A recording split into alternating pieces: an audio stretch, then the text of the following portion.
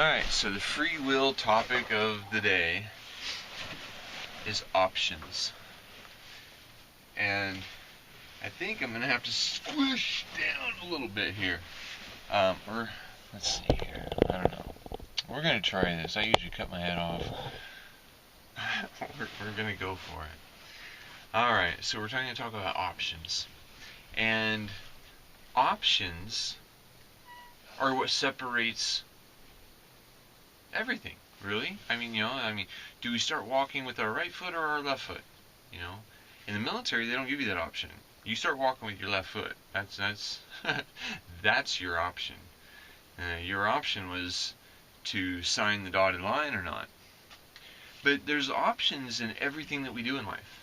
Are we making the best options when we're choosing the food that we're taking in our body? Are we making the best options in our shelter that we that we pay for every day? Usually there's a lot of people that we need to pay money every month to be able to live. But that's happening only because there's a certain group of people who will come and take your money and your house, even if you don't agree with that. And so there's a struggle that's happening, and so when the struggle happens with one group of people, they're not going to help out other groups of people, because, well, what if they fail, right? Because there's struggle out there. There's people failing if they make the wrong choice in life. If they make the wrong options. Oops, I took this job instead of this job. And this job was great for a long time, but then it tanked. Whereas this job maybe would have been not quite as abundant at that time, but it was going to be more steady, like a flywheel effect, something that is predictable instead of something that's skyrocket. You can make a lot of money in a short amount of time, maybe, but then if it's causing you stress and it's causing you to live in an area that you don't want to live in, and there's always trade-offs. And it seems that a lot of people are making choices based on the way the television shows us how life should be. And, television shows us also how life can be. Because I've seen videos, let's say for shelter.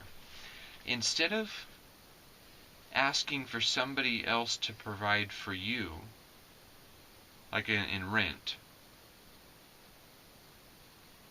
Okay, let's throw some numbers in here just so we're understanding, where we're coming from. Let's say it costs $1,000 a month to have your electricity, your rent, water, sewer, gas, and trash pickup. Okay, and it costs $1,000 a month to do that, so that way you can maintain shelter. Well, if it costs $1,000 a month, 12 months, that's $12,000 annually, $144,000 over 10 years. Okay.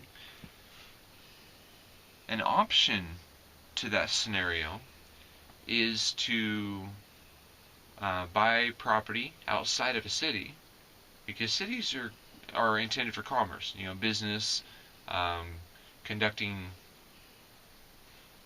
commerce. Exchanges of energy, right?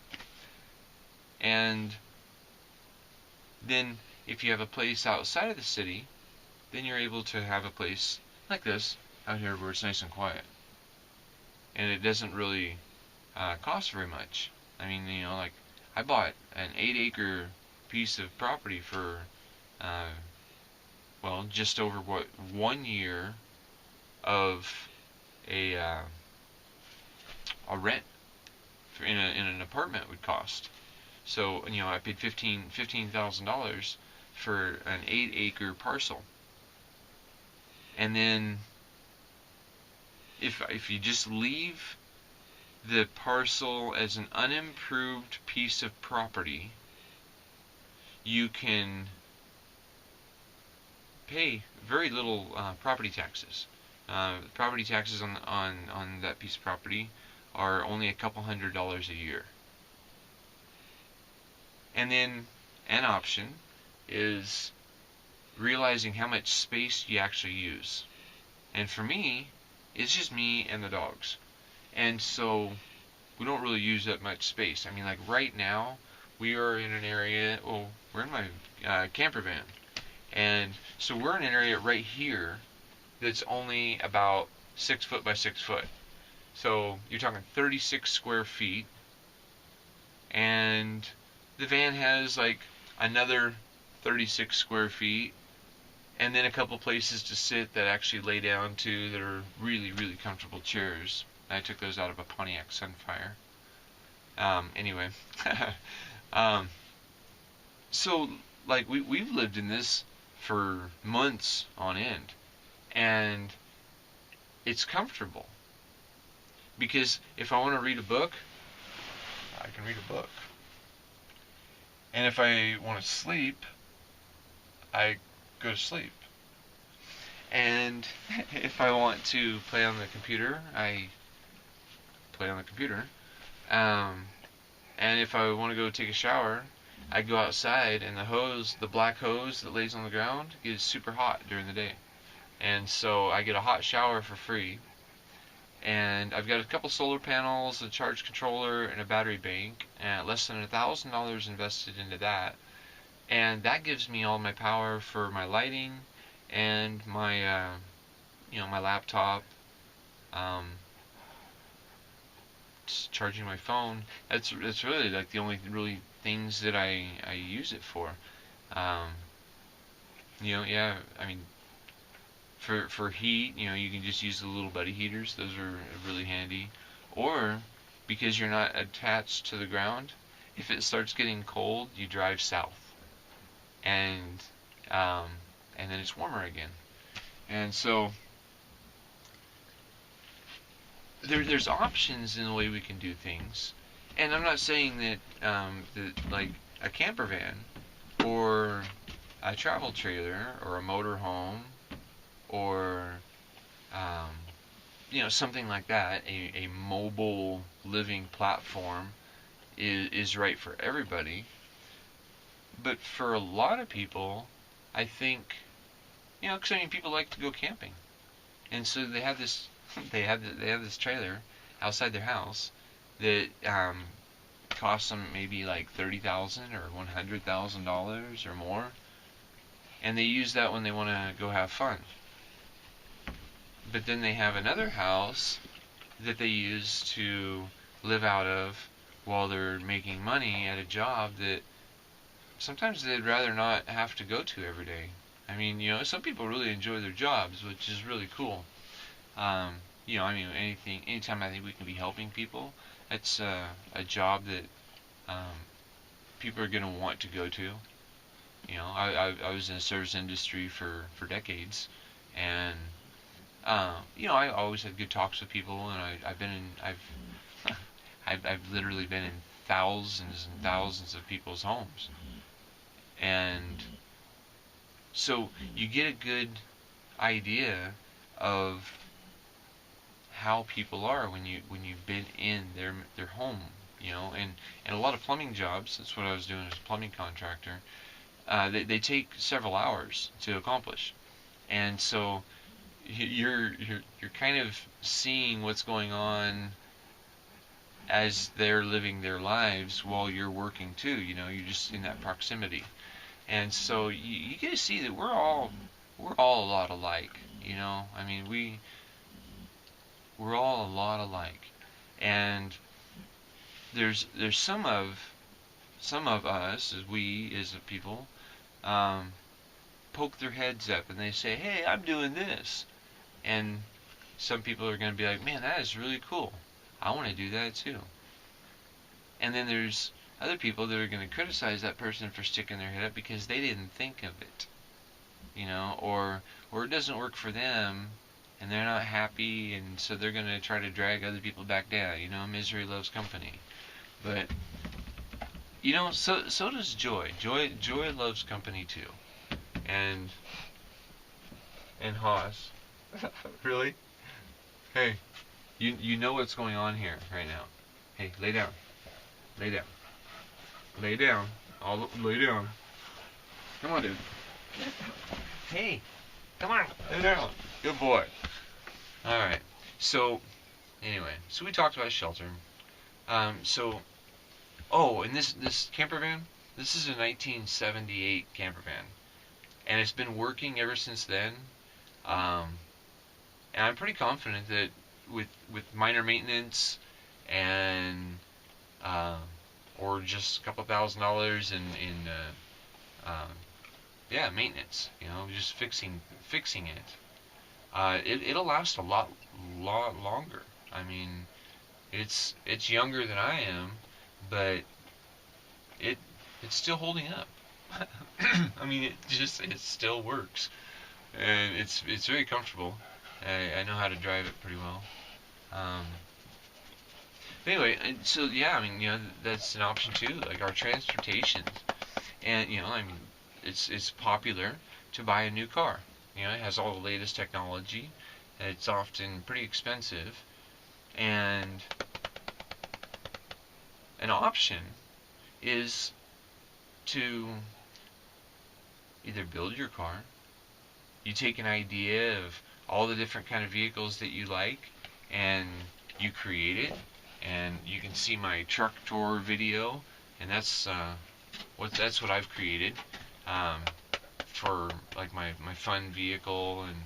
But I mean, it started out as a cheap vehicle off of Craigslist, and that I basically did a lot of remodeling on, and I like the way it looks and performs, and everywhere I go, people are like, "Holy shit, dude, what is that thing?" And I'm like, I call it the truck tour, because it's part truck and part tractor. And get your butt down, dude. Go. What are you doing? Alright. What else? There's some other options that we can do. So, in our life, we can either save money, or we can save experiences. Because if we're saving money, we've just exchanged our energy for basically digits in a bank, right? And if we weren't living in struggle, and we didn't have to worry about not being able to pay property taxes, and somebody that is willing to come and steal your property that you paid for, I mean, if nobody could take away your stuff, well then, what are the other options? Like what are the other things? So we're talking about freedom here, right? Free will choices. So food, we talk about GMO foods. Those are genetically modified organisms, which things genetically modify in nature too. I mean, seeds might go from one altitude to another altitude, and so technically that would be a genetic modification, right? But we're talking about a little bit deeper of GMOs. They're mixing plant and animal DNA to create hybrids or create special type of plants. Maybe they're pesticide resistant. Maybe they're drought resistant, which is kind of a benefit. But we don't know exactly what those foods can be doing to us. I mean, if we're splicing genes, I don't know. That, to me, is questionable. But if we take foods as they've been given to us from nature, because nature's thriving. If we left nature alone, nature would just be thriving. Beavers would build up little dams, water would be held to the mountains. The Everybody walking, to and back and forth to the Beaver's Dam would be making like little trails that delivered the water from the land over to the dam, you know. And so, I mean, nature builds water management into its landscape when man doesn't screw it up. So, paying attention to nature, we can shift our landscape, and so it holds onto water, better. And when we do that, we can start growing our own food. So I call it the GMO, the grow my own, because it's really cool to be able to just walk around the property that you've shaped that's becoming productive. So like this is a this is a piece of property out in the middle of the desert, but I'm turning it into a forest by cutting in ditches and moving the dirt and creating terraces. And I put an ad on Craigslist. I said, hey, I want branches, and I got a lot of branches. And so I put the branches in the trenches, and the branches in the trenches work as sponges when the winter snow comes, because this place does get snow. But when it melts off, it usually just washes across the land, and then it all ends up it makes the rivers brown, and it goes to the ocean. Well, instead of it doing that and being destructive, if you can hold that water that falls onto the land in the wintertime to the land, it feeds the trees and the plants and stuff all into the summertime. And so that's why I've been kind of working this hillside. And so now when you go walking around, there's foods to eat. And you're like, oh, there's some mustard. And then, oh, there's some spinach. And, oh, there's some marigolds. Or, oh, there's some mallow. And you make up a little salad right there in your hand. And then you might roll it up like a salad roll. But like that food is so life rich that it tastes a whole lot different than what we get at the stores. Do we get it from this is an option. Do we get it from the source, or do we get it from the stores? Phonetically, it sounds the same, but the implications of us making an option, our choice, in a direction that doesn't help us, I think has shortened our life expectancies and our health of what we're experiencing. Because another deal is all the food scraps. So like at the stores, the food's getting to the stores right before it's decayed to a point you're not going to want to buy it, because I get about 1/5 to 1/4 of 1 week's worth of food scraps from one grocery store, and I've been building a compost pile that's well over 70,000 pounds already. And that's all the food scraps, because stuff is being charged like $3 a pound or $5 a pound at the store. Well, people are like, man, I can't afford that. So it just starts to rot on the shelf, and then they have to take it off the shelf because it starts rotting, because then flies start coming in and stuff, and people are like, I'm not going to eat here. And so then they throw it in a box, and then my friend goes and picks it up from the store at the box, in the boxes, and then I pick it up from him, what he has left over at the end of every week. And it's a lot of food waste. You can I got a video on that one. It's called Food Fight with the Goats and Hunger is for Profit Talk. So the other thing is our water. I worked for our federal government for 9 years in civil engineering, and I learned a lot about water. I learned a lot about water. I'm a water boy. Um,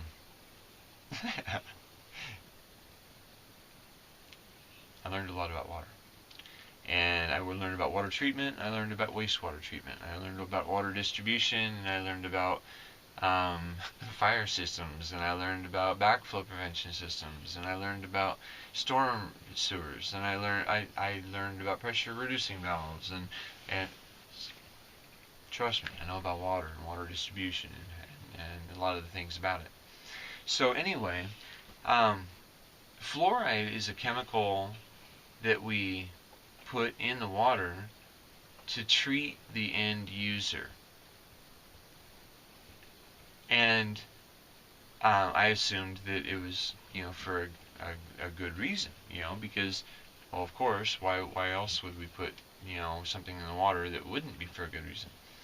And you can look it up for yourself, but fluoride does have questionable um, side effects that are possible.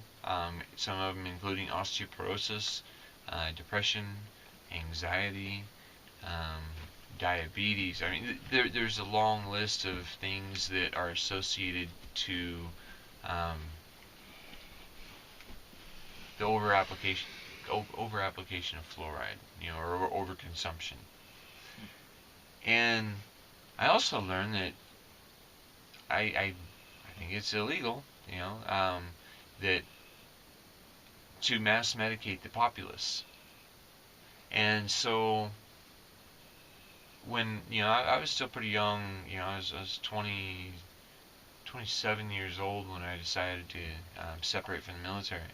But at that time, I was running a multi-million-dollar infrastructure system for the Air Force Academy, Colorado Springs. But I realized that there were things that I was supporting that I really wasn't aligned with, and so I chose to separate from the military. And when I moved here, I made sure that I got onto a private well. And the private well is 600 feet deep, so it's the primary waters. It's the water of the earth. It's the water that would, if there's an abundance of it, would be pushed up through the fissures and in springs and flow from high to low on the land as streams, creeks, rivers, etc. Right? And so, being on the well water now for 19 years now, I've been on the well water. It's much better. For the last 10 years, I haven't been sick for even an hour. My mind is very clear. I'm happy. Uh, I'm grateful for my life. I didn't used to have that. I used to be kind of in a depressed, just depending on my environment. Am I depressed or am I anxious or am I pissed off or am I sad or am I happy because that's what's going on right now? And it seemed like everything that was happening in my environment was happening with me. And I kind of felt powerless in certain ways. But now, I'm always happy, even when my environment's kind of shitty. There's some people straight up acting like fools right now. I mean, you go to a store and they just scowl at you, and but then I went to an event this last weekend, and I had a lot of good conversations, and it's just that when the people are living in fear, struggle, they're not their best version of who they are, really. Because if you met me on a bad day before I stopped having them, you'd be like, "What an asshole," But it's not that I'm an asshole. I was just being an asshole at that time, maybe. It's not that we are those things. That's what we're being at that time. That's why we're humane beings, right? We're human, beings anything we intelligently desire to be. That's what we're talking about options, is the intelligent person isn't going to go into the restaurant and just say, feed me, right? They're going to ask, what are my options? Can I see a menu? But how often are we asking for that menu in life? You know, with like a power, okay, like on the power. Um, Back to our basic needs here, or, you know, our desires. Energy, basically. How do we do that? Do we pay Pacific Power, or the local monopolized power company, you know, $30 to $300 a month for power that comes through a meter that, when the wind blows and the wires are whipping around and transformers blow, you don't have any power? Or do you invest what you would have spent with them, do you invest in yourself, and you build a system that takes care of you? And when the lines break, they don't, it doesn't bother you. You're like, oh, well, hey, good thing I still have power, so that way if my neighbors need water, I can run my well, and I can help them until they get the power grid, you know, fixed. But people make you look like selfish if you're like, oh, you want to be off grid, huh? Oh, it's like, no, it's not that I want to be off grid. It's just that I would like to be independent. And so we have a choice of being independent, or we have a choice to be in dependence on somebody else. But then somebody else doesn't always give us the exact experience that we want. You know, I mean, like, when I was younger, I'd go to a restaurant because they were better cooks than me. And, you know, I'm like, hey, I'm tired of peanut butter and jelly and ramen noodles for a while, so I'm going to go to a restaurant and they make some pretty good shit, you know? Well, then I learned how to make some pretty good shit. So now if I go to a restaurant, I'm like, gosh, I could have totally made this in a way that I like it better. Not to say it wasn't good, but who knows you better than you, right? You know? And so, anyway, we've been advertised things on a television programming for quite some time. And there is a cult you're being led to believe that is normal. A culture that's normal for the area of the world that you live in. But if somebody else brings their culture into your culture, they seem like a beacon, right? Because they're the different one. You know, I mean, I think even in kindergarten, they were already teaching us to pick out the differences. You know, the school system, because they would have like 3 or 4 pictures, and then on those pictures, one of them would be different. And I remember they wanted you to pick out. What are you doing, silly? Hey. They wanted you to pick out the different one. And so if we're training our mind to pick out what's different rather than what's similar, hey, come here. Come here. Come on, up here. Come on. Come on. Come on. Come on. Good girl. Alright. Anyway, there's just a lot of things that we've been shaped to be as normal, but there might be better ways out there. You know, cities take up a very small portion of the available land space that is out here. I mean, like, I'm the only person within several hundred yards in any direction. Whereas I have friends that in every direction there's somebody living. You know, they're in like the middle of an apartment complex. And so like in every direction there's somebody within I don't know, 50 feet, 40 feet, something like that. 30 feet probably, or less. I mean, like this one friend of mine, she was complaining the other day that, what are you doing, cat? You gotta catch that moth, huh? She was complaining that the neighbors upstairs, they like to clog dance or whatever, or bowling and playing music really loud, and I mean it's basically like a cell block, you know. Whoop whoop. Yep. Everybody watch out. Is yeah.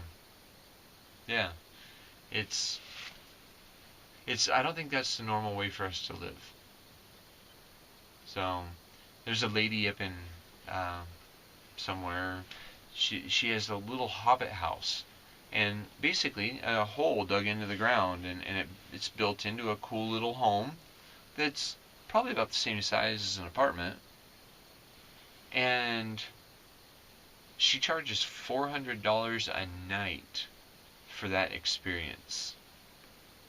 I'm like, holy shit, if you could have somebody in there every night, you're making $12,000 a month on a hole in the ground. That's a pretty good investment. you know? That's a pretty good investment.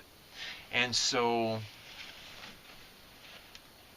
do we want to give that $12,000 every year to live in an apartment, eating food from the stores, getting our power, our energy from a monopolized industry, trusting in someone else to provide it for us always? Or do we believe in ourselves and start becoming independent and taking care of the things that we want in our lives?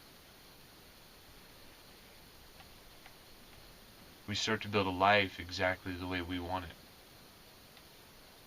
where we're happy with what we do, how our level of health. I'm the healthiest I've ever been. I'm healthier now than when I was in the military.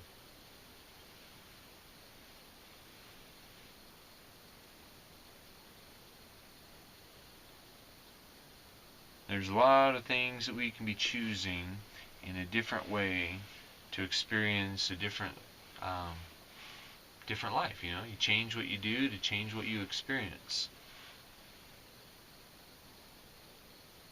Life is simple. Life is so simple. An earthworm and the little mouse, they do it, and they're independent. They don't need anybody else to do anything for them. I mean, they work symbiotically with everything, but they do it without paying a dime. Humans are the only animals on the planet smart enough to pay to exist.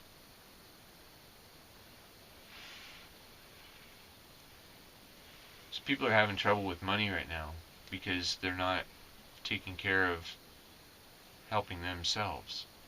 They have made choices that have supported money being taken from other people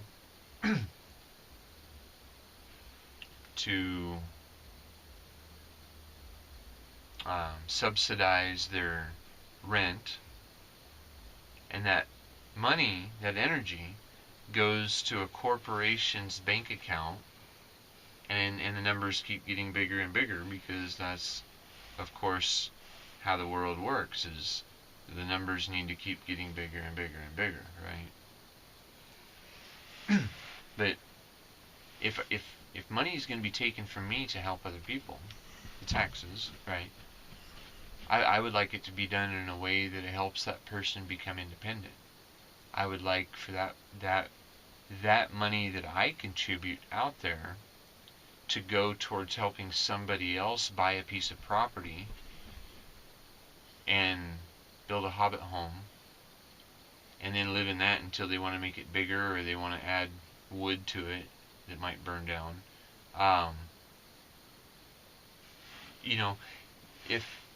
If we start doing things a little bit differently, we wouldn't have the homeless problem. We wouldn't have anybody hungry. Because everywhere that grass grows, food could grow. But instead of gathering the things that we desire from what we're creating, we're throwing away what we're creating and then going to purchase that which we desire from somebody else who had to harvest foods before they were ripe, so that way it could be delivered sometimes hundreds or thousands of miles away before it rots away. And so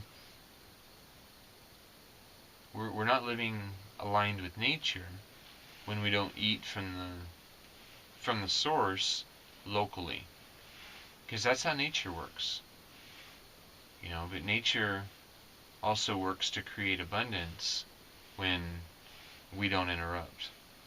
So we've got a lot of people in government that have pieces of paper telling them how smart they are, right? And if that were the case, I would think that the problems would already be solved, because the solutions exist to the problems we face. They're just not popular yet. So follow my channel. There's a lot of people out there doing a lot of great things. I'm trying to share the ideas from what I've learned from other people in one place, and that's what I'm building here at Hawks Haven. And I'm terracing the landscape. I'm using hugelkultur and mulching. I'm using cardboard as sheet mulch, and then I put the free chipped yard waste from the dump on top of that. That helps to hold water to the land.